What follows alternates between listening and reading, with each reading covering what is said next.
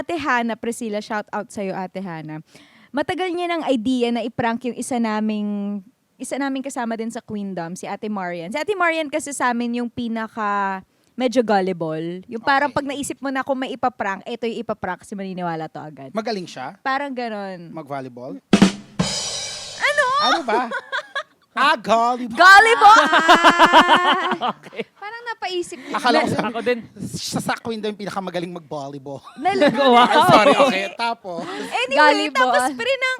tapos kinokontsaban niya kami na matagal na na-prank daw si Ate Marian. Tapos kami naman, okay, sige, game. Tapos ang naging idea ko tuloy, in the end, siya yung ipaprank. para Si Ate first Hana, prank. i-reverse prank ko Oo. siya. So lahat ng sinabihan niya, sinabihan ko din na, so sinabihan ko na si Ate Marian, Ate Marian, Ito yung pagkakanal mo. ipaprank ka ni Ate Hana, kaya dapat pag prinang ka na namin, magalit ka, ma-offend ka, ganun. Okay. Ito namang Marian, talagang nag-step up din, ang galing. Ah. Ang galing. Nag-walk out. Hindi lang yun, pagka-prank, kasi, nalaman pala ni Ate Hana for some reason na i-reverse prank namin siya. Ay, hindi Oo, kandalabo-labo. Oo, nagkandalabo-labo na. Nagkanta, ano na. Oo. Pero, kinabahan siya kasi parang sinabihan siya ni Ate Marian na, sa tingin mo, dahil bobo ako yung dapat na, Oo, Oh. So, ako yung Yeah. ako yung pinakamadaling i-prank dahil sa Oh tingin my niyo God. bobo ako.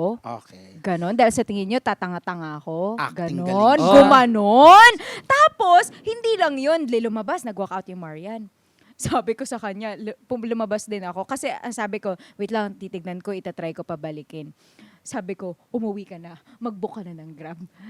para, Oh my para God. buong gabi. Commitment to the bit. Sol! Para buong gabi. Kaibigan mong okay. Kabahan siya. Para buong gabi kabahan siya. So pagbalik ko, nakita ko sa mukha ni Ate Hana na na-confuse siya. Na parang, umuwi nga yung Marian. So baka hindi na to prank. Okay. Masakit. Ito At pa. least naitawid nyo. Wait, there's Oh. more. Oh my God. Medyo masakit kasi yung parang, Appendix niya. Yung appendix ni Ate Hana. May- Feeling ko sobrang na-stress siya. Sumakit lalo. Nag-ER siya. Oh, Sinugod namin sa ER si Ate Sugod namin siya Hana. sa ER. Tinatid namin Hindi doon. naman pumutok yung appendix. Hindi naman. Hindi naman. Pero yun yung worry namin. So, dinala namin siya sa ER. Tapos, See? Tapos- Sabi ko sa inyo talaga, nakakatakot ang mga prank na yan. tapos ending, pumunta na lang si Ate Marian din sa ER. Tapos doon namin sa kanya sinabi, It's a prank! Oh my God kayo. Doon kami sa ospital ng mga 12 midnight. Oo! Bumili pa kami ng fast food. Tapos, nag-ano na lang kami dun sa waiting room ng ER, picnic.